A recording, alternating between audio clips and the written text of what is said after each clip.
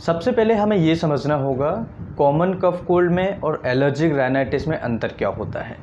अगर हम इसे समझ जाते हैं तो हमारी बीमारी ऑलरेडी ठीक हो जाएगी।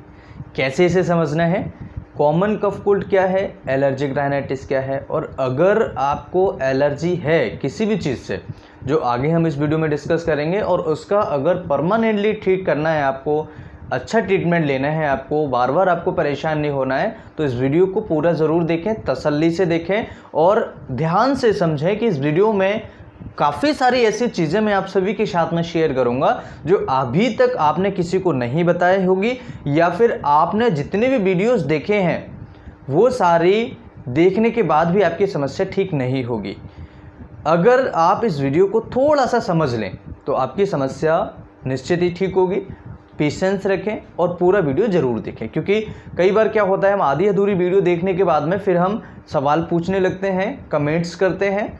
मैं ये नहीं कह रहा कि कमेंट्स करना गलत है, बहुत अच्छी बात है कमेंट्स करना, अगर आप कोई सवाल है तो पूछना बहुत अच्छी बात है, लेकिन अगर उस प्रश्न का उत्तर आपकी उसी वीडियो में हो तो फिर मुझे नहीं लगता है कि उसका आंसर देना ज़रूरी है। तो इसलिए वीडियो को पूरा देखें, उसके बाद भी अगर आपको कुछ डाउट लगता है तो क्लियर करें। सबसे पहले ये समझ लीजिए कि एलर्जिक राइनाइटिस क्या है, उसके बाद हम समझेंगे दोनों में अंतर क्या होता है। एलर्जिक राइनाइटिस ये किसी भी बैक्टीरिया वायरस की वजह से ना होने वाली बीमारी है, यानी कि ये कभी भी किसी बैक्टीरिया से नहीं होती है, किसी वायरस से नहीं होती है, इसका कोई ऐसा कॉज नहीं है, इसका कॉज है वो अलग है टोटली। जो कि जैसे कि कई बार क्या होता है, इसमें आपको क्या क्या सिम्टम्स आते हैं पहले ये समझ लीजिएगा। गले में खराश हो सकती है, गले में पानी आ सकता है, गले में बार बार पानी आना, खराश आना, आँखों में खुजली होना, नाक से पानी आना, आँखों में जलन होना, आँखें लाल पड़ जाना, कई बार आपको साइनसाइटिस हो जाता है, साइनसिस में दर्द होता है, फ्रंटल साइनस, थर्मोइडल साइनस, और आपके जो फ्रंटल साइनसिस के आसपास के जो एरियाज़ होते हैं वहाँ पर दर्द आपको देखने को मिलता है। तो ये सारी चीज़ें हो सकती हैं। कई बार सिर में दर्द होता है जब सीवियरिटी ज़्यादा होती है, तो कई बार आपको गले में दर्द होने लगता है, एलर्जी होती है, जरा सी आप कहीं निकल जाए तो आपको बहुत ज़्यादा तेज़ छींकें आने लगती हैं, नाक से पानी आना स्टार्ट हो जाता है। तो ये सारी सिम्टम्स जो हैं इस वीडियो में हम कवर करेंगे, बहुत अच्छा ट्रीटमेंट इसमें समझेंगे। तो ये हुआ एलर्जिक राइनाइटिस। इसके कारण क्या होते हैं, क्या सिम्टम्स हैं, सिम्टम्स और कारण दोनों अलग चीज़ें हैं। कारण सबसे पहले समझते हैं, जो कि आपको धूल मिट्टी की वजह से हो सकता है। देखिए, कोई वायरल नहीं है, कोई बैक्टीरियल इन्फेक्शन नहीं है, ये क्या है, किसी एलर्जन की वजह से होने वाली आपको समस्या है। अगर आप एलर्जन को दूर कर दें, जैसे कि एक एग्जाम्पल से समझिएगा, हम अगर मान के चलिए एक बलून लेते हैं, बलून में हवा भर देते हैं और उसमें थोड़ी देर के लिए हवा भरी छोड़ देते हैं, और कोई अगर खुरापाती करे तो उसमें हल्का सा कोई होल कर दे, हल्का सा उसको पिंच कर दे, तो उसकी हवा क्या होगी, पूरी निकल जाएगी। अब उसमें हम क्या करेंगे, हवा बार बार भरते जा रहे हैं, थोड़ी देर टिकती है फिर निकल जाती है, थोड़ी देर टिकती है फिर निकल जाती है। तो वो चीज़ हमें नहीं करनी है, हमें उसका कारण ढूंढना है। कारण क्या था कि किसी ने पिंच कर दिया था उसको। अब उसमें हम जब टिकरी लगा देंगे, यानी कि उसको हम उस होल को, उस प्रिक को बंद कर देंगे, तो आसानी से उसमें हवा टिक जाएगी। एक बार हवा भर देंगे तो उसमें से हवा नहीं निकलेगी। तो ये है परमानेंट ट्रीटमेंट, राइट। इसी तरीके से परमानेंट ट्रीटमेंट हमें कैसे मिला कि आपको कारण हटाना है। कारण क्या था, जो प्रिक किया हुआ था, उस कारण को आप हटा देंगे तो आपकी समस्या ठीक हो जाएगी। ठीक है, ये आपकी समझ में आ रहा है। इसी तरीके से यहाँ पर भी एलर्जिक राइनाइटिस में अगर हम कारण को हटा दें तो कारण हटाने के वजह से हमारी बीमारी ठीक हो जाएगी। कैसे, इसके कारण क्या क्या है, किसी को धूल से एलर्जी है, किसी को पेट्स से एलर्जी है, किसी को छोटे छोटे जो बाल होते हैं ना, पेट्स के, जानवरों के बाल होते हैं घर में, जैसे बिल्ली है, चूहा है, या कोई और जानवर है जो पालतू हैं, उनके बालों से भी कई बार किसी को एलर्जी हो जाती है, कई मरीज ऐसे होते हैं। तो ये चीज़ हो सकती है। इसके अलावा जो छोटे छोटे टॉयज़ होते हैं बच्चों के खेलने के, या जो घर में छोटे छोटे क्लॉथ्स होते हैं उनके रेसेस होते हैं, उसकी वजह से हो सकता है। इसके अलावा किसी को वेदर चेंज होने पर ऐसी समस्या आ सकती है। इसके अलावा आपको काफ़ी सारे प्रॉब्लम्स आएंगी जब आप घर से बाहर निकलते हैं। तो धूल, मिट्टी, कण, पोलेंस, जो पेड़ों के परागकण होते हैं, पोलेंस होते हैं, प्लांट्स पोलेंस होते हैं, उनकी वजह से भी आपको कई बार एलर्जी राइनाइटिस हो जाती है। और स्ट्रॉन्ग स्मेल, अगर किसी को स्ट्रॉन्ग स्मेल आ रही हो, कहीं से बदबू आ रही हो या कहीं से किसी को बहुत अच्छी खुशबू आ रही हो, तब भी आपको एलर्जी, छींकें आना जैसी प्रॉब्लम्स हो जाती है, नाक से पानी आ जाता है। कई बार हम दूध पीते हैं घर पर, तो दूध से भी आजकल मोस्ट ऑफ केसेस में देखने को मिल रहा है, दूध से गले में खराश बनना स्टार्ट हो जाता है। तो दूध की वजह से भी कई ऐसे पेशेंट्स हैं जिनको प्रॉब्लम होती है। अब हम बात करते हैं कि दोनों में अंतर क्या है, यानी कॉमन कोल्ड में और आपका एलर्जिक राइनाइटिस में क्या अंतर है। तो देखिए, एलर्जिक राइनाइटिस किसके कारण हो रही है? एलर्जेंस की वजह से। अगर हम किसी एलर्जेंस के कांटेक्ट में, संपर्क में लगातार रहते हैं या बार बार हम उसके कांटेक्ट में, संपर्क में जाते हैं, तो हमें प्रॉब्लम होगी, राइट। इसी तरीके से वहाँ पर कॉमन कफ कोल्ड में क्या प्रॉब्लम है, वहाँ पर या तो कोई बैक्टीरियल इन्फेक्शन है या फिर कोई वायरल इन्फेक्शन है। मोस्ट ऑफ केसेस में वायरल इन्फेक्शन की वजह से कॉमन कफ कोल्ड होता है, फ्लू होता है, राइट। पहला डिफरेंशिएशन यानी अंतर। दूसरा डिफरेंशिएशन क्या है? फीवर नहीं होगा। एलर्जिक राइनाइटिस में फीवर नहीं आएगा मरीज को, वहाँ पर पेशेंट को फीवर आ सकता है। यहाँ पर सिर दर्द पेशेंट को जब सीवियरिटी ज़्यादा होगी तब सिर दर्द होगा एलर्जिक राइनाइटिस में। और कॉमन कफ कोल्ड में मोस्ट ऑफ केसेस में क्या होता है, सिर में दर्द उनको रहता है, ठीक है। ये डिफ्रेंशिएशन होता है, मोस्ट कॉमन है।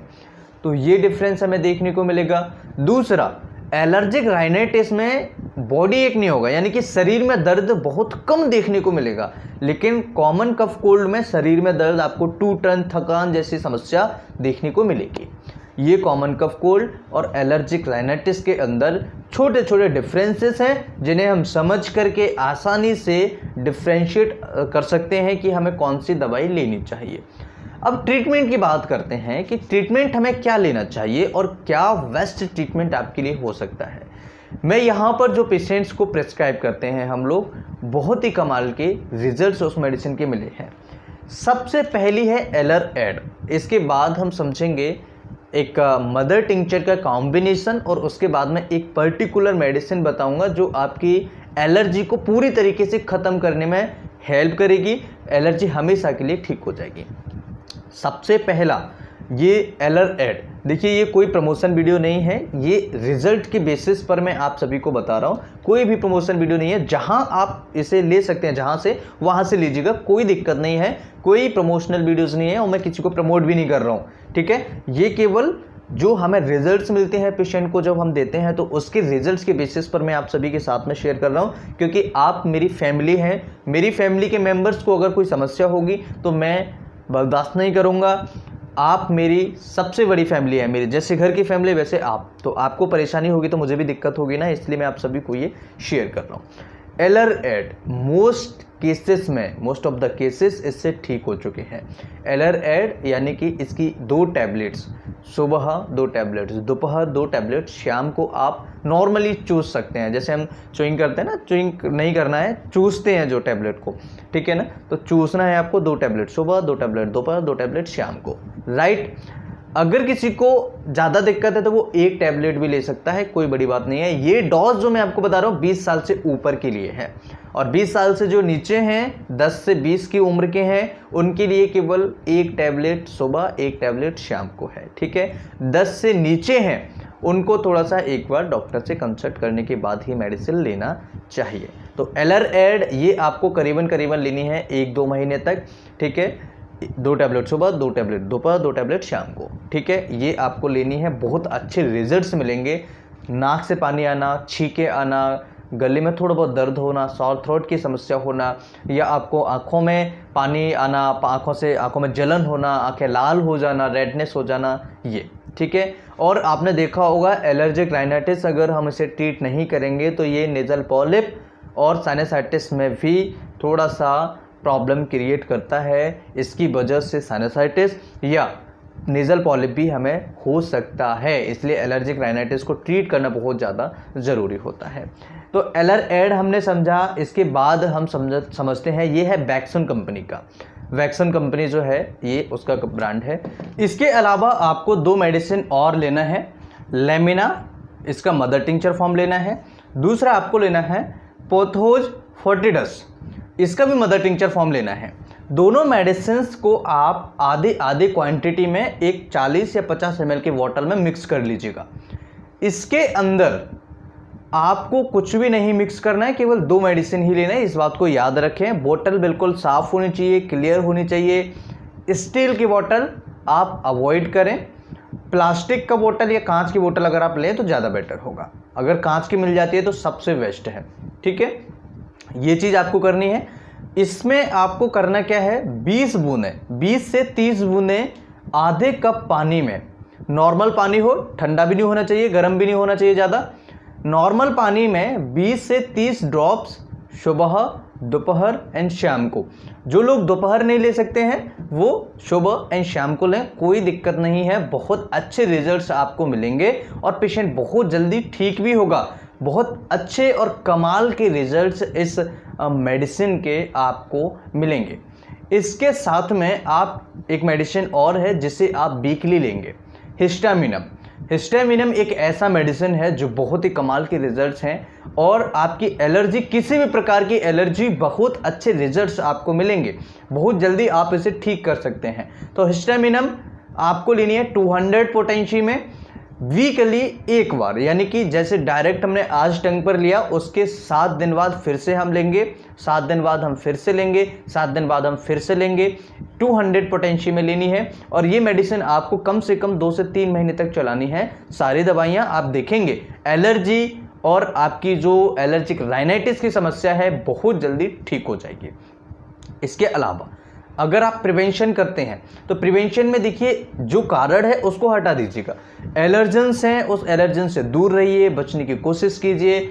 जहाँ भी आपको जाने से प्रॉब्लम है उसे थोड़ा अवॉइड कीजिएगा। या कुछ जैसे कि हम धूल मिट्टी कड़ में जा रहे हैं तो फेस कवर करके जाइएगा। इस तरह के प्रिवेंशन आपको करने पड़ेंगे। या घर में अगर कोई पेट्स वगैरह हैं या फिर प्लांट्स जो पॉलेंस वगैरह हैं उनसे थोड़ा सा अवॉइड करें, उनको थोड़ा बचें उनसे, तो आपकी एलर्जी कभी भी आपको रिपीट नहीं आएगी और आप हमेशा के लिए ठीक हो सकते हैं। आज का वीडियो कैसा लगा? वीडियो अच्छा लगे तो लाइक एंड शेयर करें, कुछ पूछना चाहे तो कमेंट करें। अगर आपको लगता है हमें सपोर्ट करना चाहिए तो हमारे चैनल को लाल बटन दबाकर जरूर सपोर्ट करें। हमारे नए चैनल की लिंक हमने वीडियो की डिस्क्रिप्शन में दी हुई है, अगर आप हमें वहां पर भी फॉलो कर सकते हैं तो फॉलो करें, सपोर्ट करें और अच्छी अच्छी जानकारी देखते रहें, पाते रहें। नमस्कार, thanks for watching, have a nice day.